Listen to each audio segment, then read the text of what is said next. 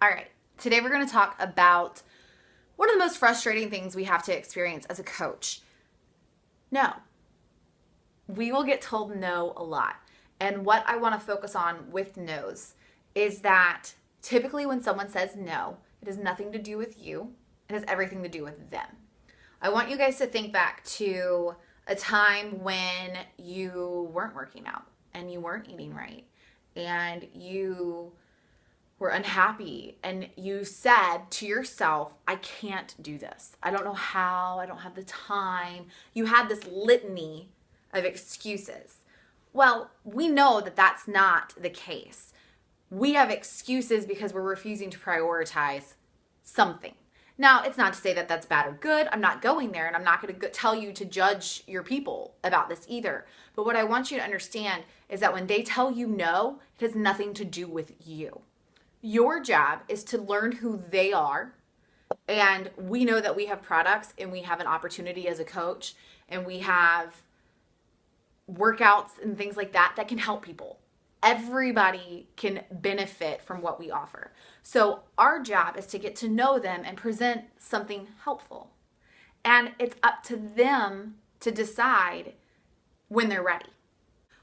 One of the biggest things that I learned as a personal trainer was that it didn't matter how awesome my workouts were.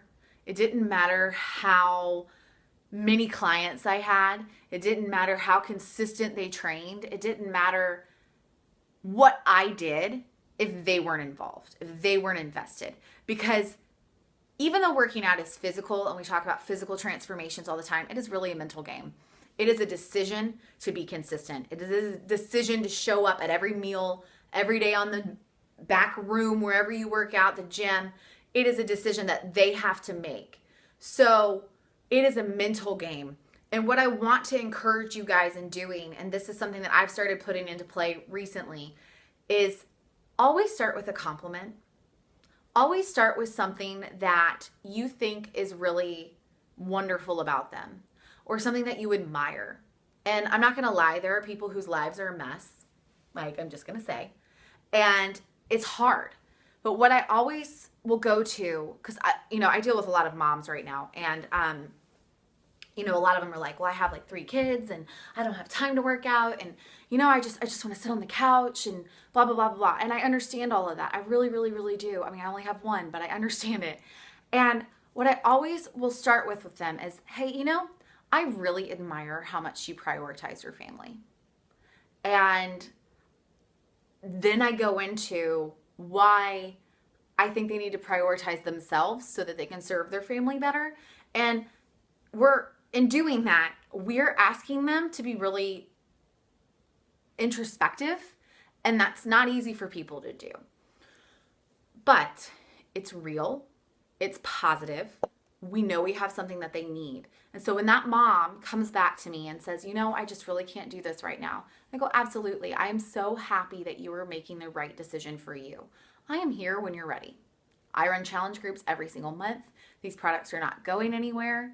I'll check in with you in a couple of weeks and just kind of see how you're doing. And I always leave the next connection open, like the next time I can talk to them, let them know that I'm still here. Because it is a reaction when people say no, that you're like, oh, fine. Like, that's not how we want to do this.